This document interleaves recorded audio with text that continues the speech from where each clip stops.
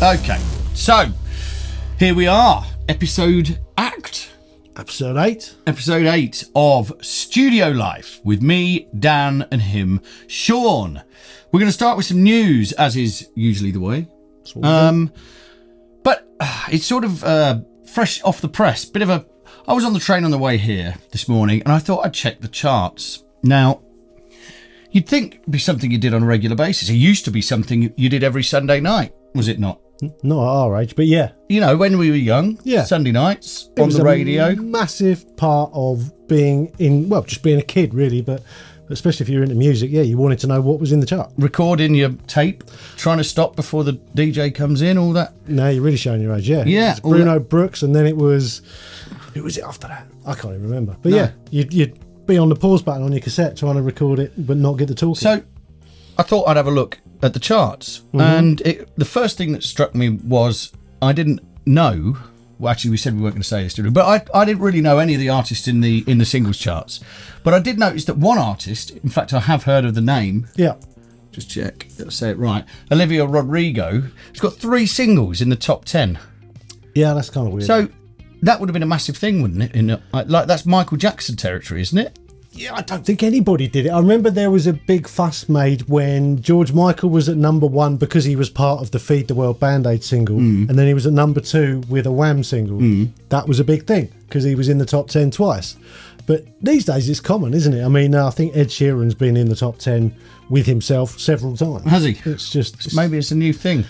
So three singles in the top 10, and then also top 10, the #1 album. Yeah. Well, I think it's all changed, hasn't it? So I think the way that people release music and the way that people promote music now. I was reading about music videos the other day, and someone, I can't remember which artist it was, a big artist, and they basically said, I'm not spending any more money making music videos because there's no point. And he said, what I'm going to do from now on, I'm going to take the budget I would normally make one music video with, and I'm going to make like 20 or 30 clips, 15 seconds long, of the cool bits of the music video that we would have made. Yeah.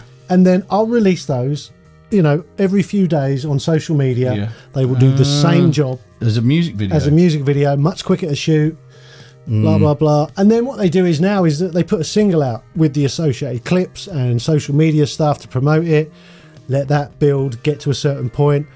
When it looks like that's dropping off a bit, next single, do that. So it's single, single, single, single. And then the album comes at the end of it all and sort of mops up. And there, I suppose, if streams, of course, count into your singles chart position, if you've got people listening through the album, then the streams of those singles are counting towards the single sales. Yeah, and of course it was different, back in the days of buying a physical single, in that at some point it would no longer be manufactured. Once it dropped out of the chart, they'd stop manufacturing it, it would get deleted. So that would be that. You would only be able to get it then in a second-hand store. Whereas now, you can stream anything forever. So this is why things from years ago suddenly turn up back in the charts. If it becomes used on a TV ad or a TV show, like the Kate Bush thing in Stranger Things. Boom, #1. Metallica, that's it. And it's interesting actually because obviously a lot of these artists that the Dylans and I think Neil Young was one. They've sold off their catalogue, haven't they? It's all their publishing. Popular thing to do now, yeah. So you start seeing these huge songs that you would never hear on TV ads. On TV ads. Yeah, absolutely. Yeah, they would be protected for years. The publishers and the artists would say, "No, you're not using my awesome work of art, genre-defining song in an advert for soap." But then they sell their catalogue, and then they are going to rinse it to get their money back. So just an interesting part of news. I thought there the modern charts. The modern charts. Yeah, I mean it's weird. We were looking through it, weren't we? It's like we do know some of these acts. Obviously, there's Taylor Swift in there. Yeah, Chasing Status. Chasing Status in there. Fred again. Obviously aware of Fred again. There's a bunch of stuff in there I do know, but there's plenty of stuff I don't. And is it relevant anymore? Well, is it relevant? It's more relevant than we are. Well, they not. But do you know what I mean? Are kids bothered about the chart? I don't think they are. Why do they care? They don't consume their music on the radio where the chart is mentioned all the time. No. They consume it on Spotify or Apple Music or whatever else. Maybe that's a question then. What do the charts matter anymore? Yeah. And to who? Maybe they matter just to the industry, to the record companies. Well, I know I manage an artist. We release material, it charts. It's important. That's what the labels are aiming for, is chart positions. That's what they report to me. So it's important from that point of view. But does it actually mean anything anymore? I don't know if it does. Who knows? Anyway, if you know, if you have an opinion, put it in the comments. It'd be really interesting to know. There you go. Do you listen to the chart? Do you care? You know. Incidentally, we did play a little bit of Olivia Rodrigo there. It was actually pretty good. So, well, that would be nice if the chart still worked on that front. Yeah. The good stuff did well. Rose to the top. It must do, surely. Otherwise, if it... Well, it doesn't... Anyway, whole other there's conversation popular and there's good and about our age. Yeah, absolutely. All right, so that's enough of that. It must be time for... Plug-in news.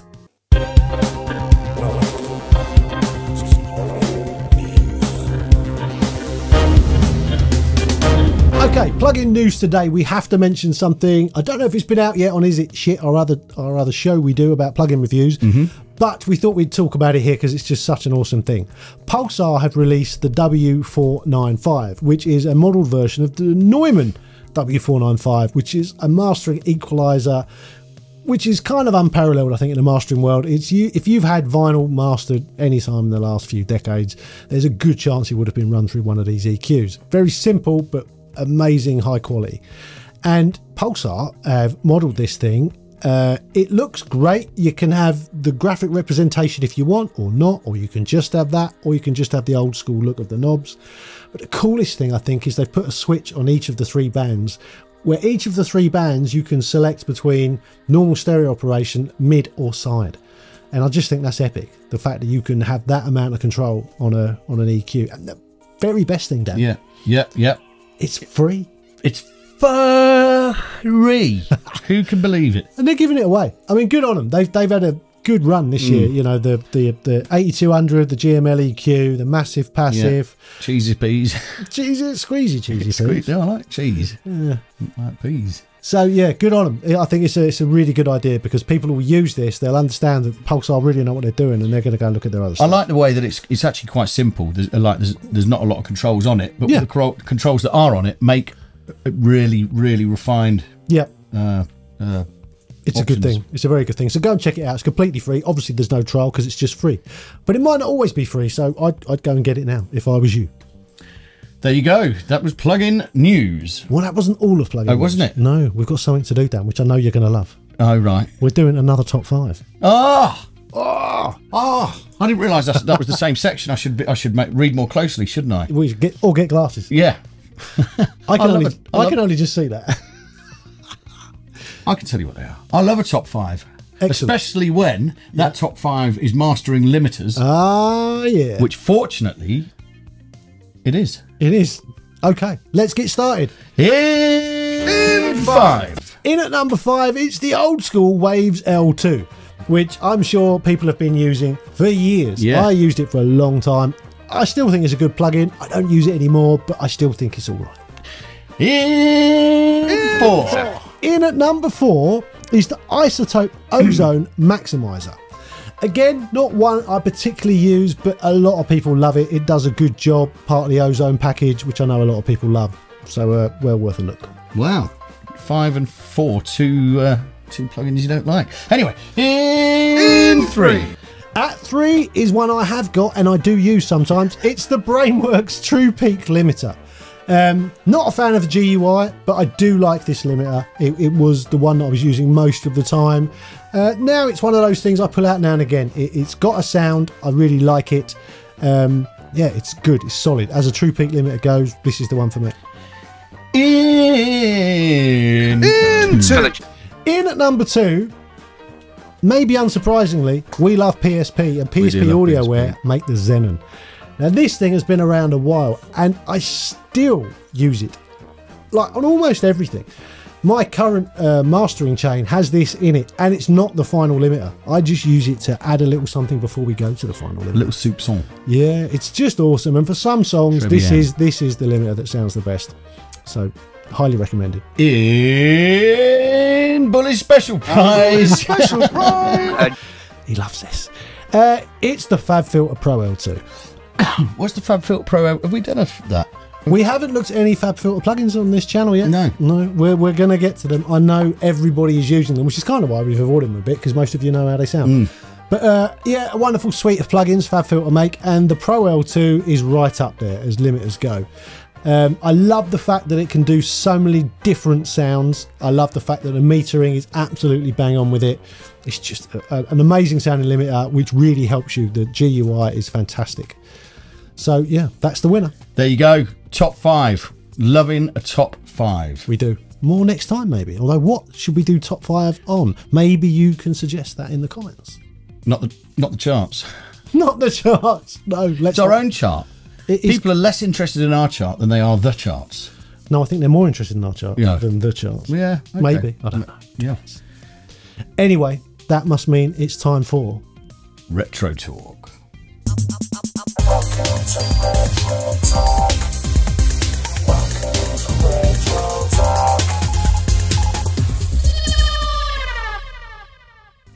So, Retro Talk this week. I know Dan is thinking furiously because I don't think he's thought of one yet. I have. Oh, okay, yes. Okay. Do you want to go first? No.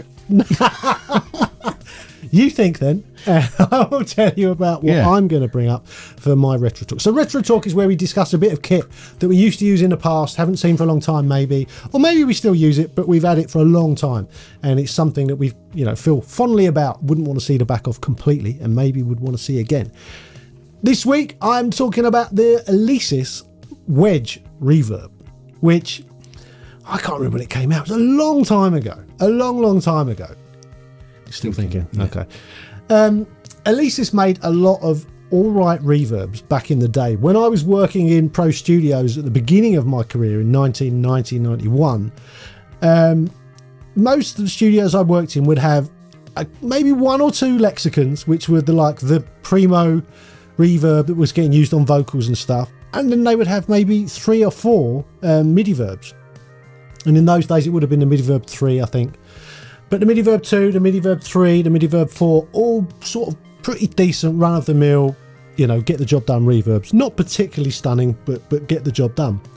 So they had an all right name, and fairly soon after, I think around MIDI verb 4 time, they brought out the Wedge, which, as the name implies, was a wedge-shaped desktop unit, which looked a bit like the Lark, the controller for the lexicon. Bigger, but still had the faders on it, looked similar, but a really big screen. And it had the coolest feature ever in that it had a tap button. It had a blue button on it, and when you whacked it, it generated a noise to test the reverb. Oh, I mean, what a good idea. Just like a pulse that you could hear the reverbs. So you could scroll through the reverbs, tapping this button, hearing how they sounded, and the reverb sounded awesome. Now, I don't know if the circuitry in it was better than a MIDI verb 4, or if it was just that in a different box. I don't know. But I do know that it sounded great. And the fact that it had those sliders on the front, so you could just grab it and adjust the length and the depth and everything else and tweak it, I absolutely loved it. And I've been trying to buy a second-hand one for years.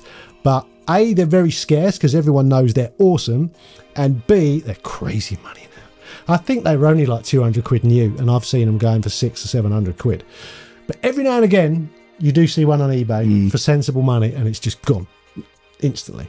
So people are still using them then, or people buying them just for the just to have them? No, people are using them. Are they? Yeah, because it's one of those things. If you think about it, we all, computers, doors, they're quite good at doing reverb. Yeah. It's not generally one of those things you would outsource to a piece of hardware anymore, but you might if you had something that was really good. Or if you think about it, that's quite a lot of CPU if you're using lots of reverbs. So if you could outsource one of them, or the main one maybe, to a piece of hardware, if you have the ins and outs, why not? Could be interesting. But also it's one of those things, tactile. Get involved, enjoy what you're doing. We were talking about this earlier, weren't we? Having things around, shakers, guitars and stuff that you can reach out and work. Changing your workflow to doing things as opposed to using a mouse can inspire you and put you in a place where you're more inclined to tweak that reverb. Because I think reverb is one of those things where people are very lazy. They fire up a preset, probably save it in their template and never look at it. They'll just fire up their auxiliary to the reverb. They'll send more or less to it, and that's it. Very rarely do people tweak the reverb to fit the song. And you have to think about it. If you tweak the reverb tail to fit the tempo of the song, sounds better. These are things that you don't do very often if it's buried, or if you're sat looking at the piece of hardware in front of you. You're more likely to do it. Anyway, that was me, Alesis Wedge Reverb. Dan? What have you come up with? I think He's drawn a blank. I think we've done we've done the X32, we've done the 1210s. Yep. We've done everything I've owned, I think. You don't necessarily have to have owned it. I think we've done everything I've ever used. That I don't. You told me I wasn't allowed to do band stuff. Well, not you're not allowed. It's just That's more what you said. Studio-based stuff is more interesting, I think. Yeah. Yeah. Yeah. Oh, drawn a complete blank. Yeah, we did the finalizer. We did all the stuff that I used loads. Yeah. We've had this discussion before, but the issue is that when I started doing this, everything was hardware. And when I started doing this, I started in Logic. It was just a laptop. Yeah. In those days. We had a mixing desk, but we just used 2 faders, left and right. Yeah. So And it's a very different career path, yeah. isn't it? Interesting. So what have I used that I don't use anymore? No, unless it's guitars, or we've even done guitars, haven't we? What about the TLA gear? Yeah, well, yeah, that was, I had one of the stereo compressors and it had no XLR input on it. Ah, Yeah. interesting. Yeah. TLA were interesting, weren't they? Yeah, Terry Larkin. Tony Larkin. Tony Larkin. So there The was Don Ivory. Larkin. Don ran a business basically. Yeah, okay, we could do, there we go. I used some of those, yeah, because they had the preamp, didn't they? That Ivory series. Yeah. And then I had one of those. was the black one Ebony? That came after the Ebony Yeah. series, yeah. Yeah. Yeah, living side by side in harmony. So the Larkin lot. So Don had a business based near us in a place called Letchworth, where he would basically studios that were closing down or whatever. He would sell the gear, and he had a place you could go, a showroom where you could look at old consoles and stuff. In fact, I remember buying the old Art of Noise console out of his showroom. I think years and years. You had a Larkin TLA console, didn't you? That. Yes, I did. Yeah, for a little while. Yeah.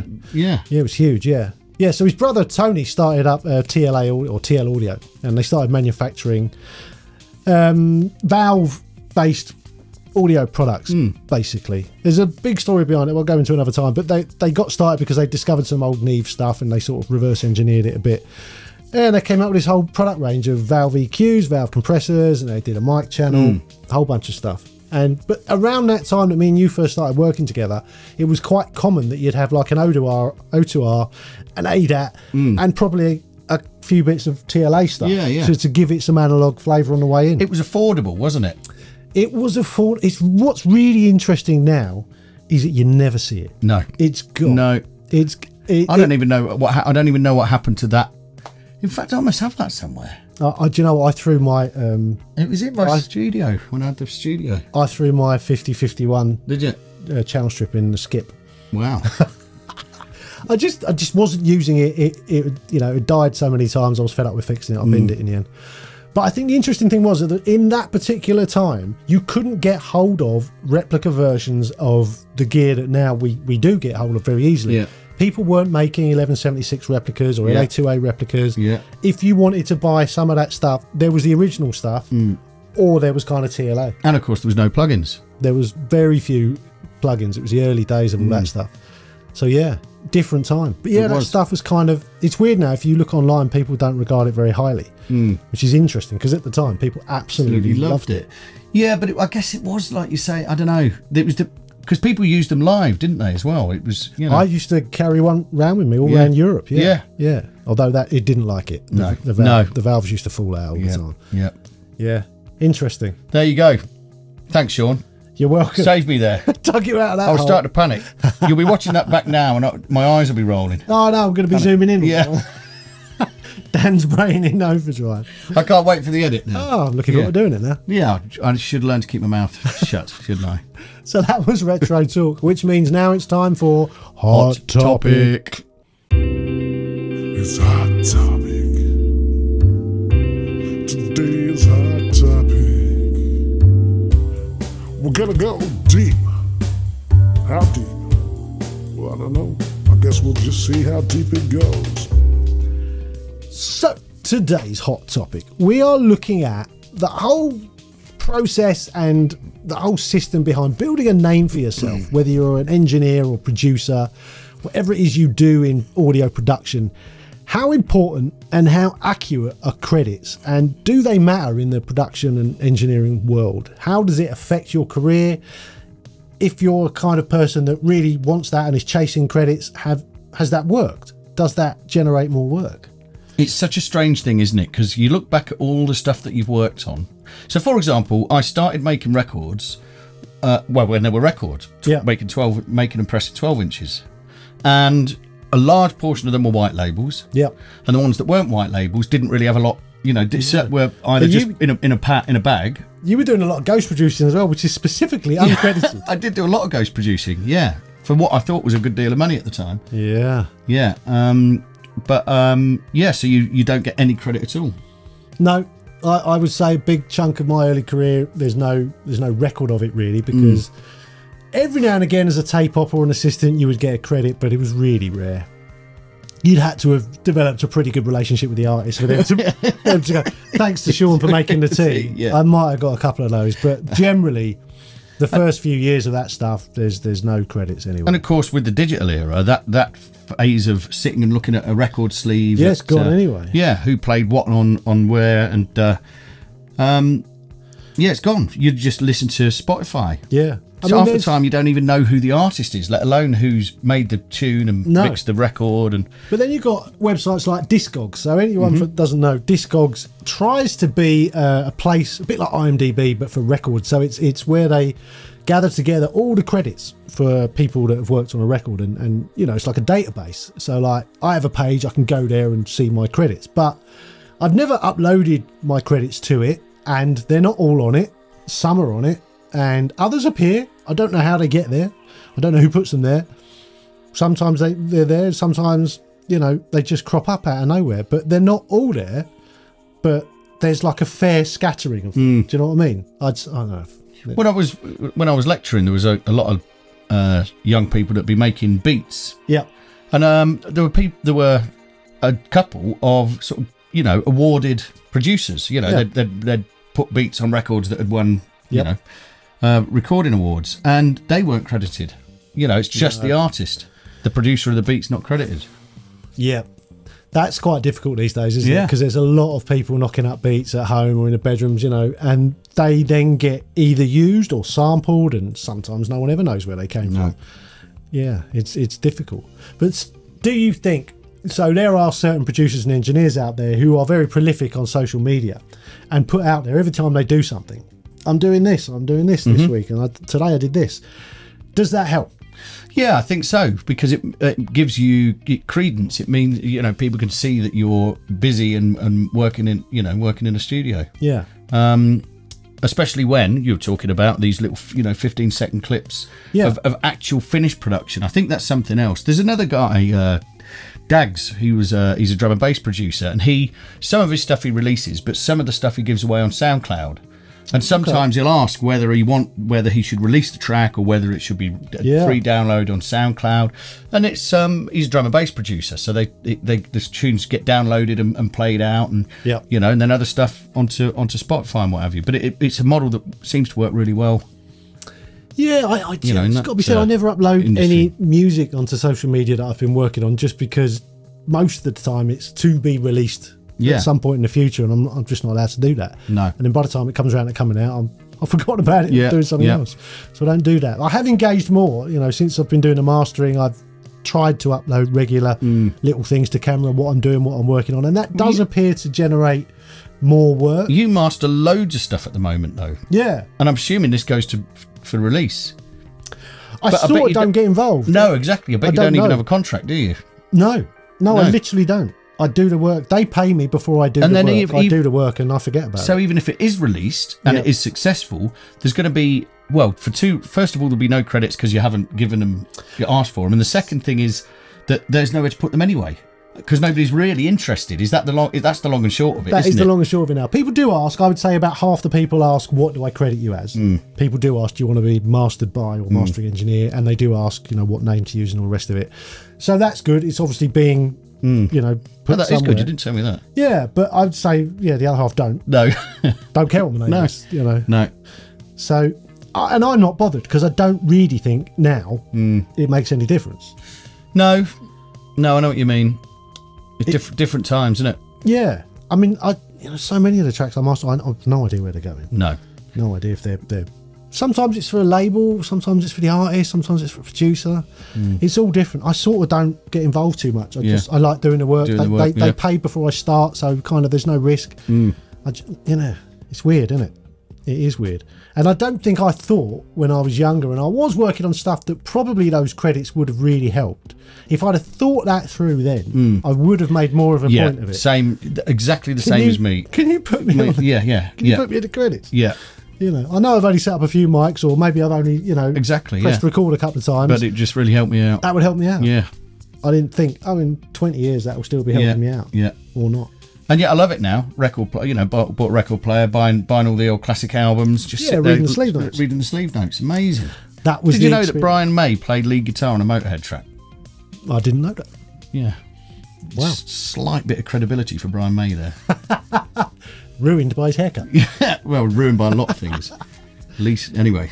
Interesting. Yeah. So as a, do you think there's, because of the credits situation, and because, do you think it is that? So there's like a bunch of engineers and producers who people on social media, YouTube, who are into this, they know their names. They don't necessarily know all the stuff they've done, but they are prolific in sort of marketing themselves at being good at what they do.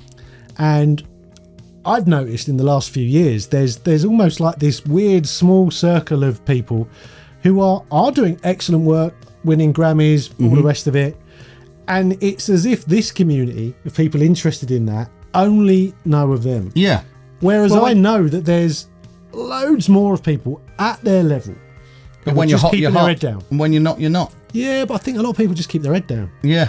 You know, a friend of mine is a Grammy Award-winning mix engineer, and no one knows who he is. No. He's just, you know, keeps himself to himself. He doesn't. You see, I spend half the time wanting nobody to know who I am. Yeah. Half the time wishing they did. Putting my face on. Yeah, wishing they did. Yeah, putting my face on the internet. It's funny, isn't it? But yeah, interesting. But what do you guys think? Is it something that's important to you? Do you want to be a famous engineer? Do you credit yourself? Yeah. Do you register all of your works with publishers? Well, this is it. I mean, if you're a, this is another good point. We should talk about this on another show. But so a few years ago, producers became eligible for PPL royalties. So PPL are the royalties you get for playing on a record or performing on a recorded work. So let's say you're a session drummer or you're a guitarist or whatever, you play on a record, doesn't matter that you didn't write it and you're not the artist, you get royalties forever for playing on that record. A few years ago, producers were added to that. So now producers get royalties forever, PPL. Engineers, mix engineers, recording engineers, mastering engineers, nope. Well, maybe that is because they don't contribute to the creative process. I get that. That is exactly the argument. Yeah. I think you and I both know that that's just not true. I know it's more technical, but if you think that the guy mixing your record isn't involved in the creative process, you're not paying attention. That is a huge part of the creative process. I would say all of it is. I get it. Maybe it should be a smaller amount. Yeah. But it should be there. It's weird that you get a fee, and it doesn't matter. You charge the same whether you're working on someone who lives down the road, who's a nobody, or if you're working on the latest Rolling Stones record. You charge the same daily rate. There's another episode. The Rolling Stones releasing a new record. Yeah, I think it's charted, isn't it? It's doing great. Yeah, well, we just had a look. Yeah. Have you heard any of it? I haven't heard any of it, but a couple of people have told me that it's excellent. Yeah. So it'll be interesting. Is it them playing? Well, it's got to be them. Who else is it going to be? I don't know. Somebody good. I mean, don't get me wrong. Stones at their peak, one of my favourite bands. Yeah. You know. Yeah, just like, what, they 80? Releasing a rock and roll record? Well, again, here we are. Maybe we're stuck in the middle. There's a song there. You know, we've got all these young people. Yeah. And all these old people. And then me and you. I don't think it's just us. No, just this strata of people. Yeah. Yeah. I quite like the idea they're still going at 80 odd. Why not? I agree. Rock and roll will never die and all that. Yeah, why not? Yeah. Live fast, die old. Die old, yeah. Yeah. Or die never, suspiciously. Yeah. Why are they still alive? Maybe they got the secret. Maybe, yeah. Sex and drugs. Jack Daniels. Yeah, that's the secret. Could be that. Anyway. Yeah. There we go. We'll carry this on once we turn the cameras off. Yeah, we will. Yeah. So if you could like the video, that would really be good, and it would be amazing if you could subscribe, because that genuinely really helps. We've got an Instagram channel now, Studio Life 101. And there's a Patreon. We also have a merch store and a whole bunch of stuff. It's all down below in the info box. That was episode 8. We will be back in episode 9. Sayonara.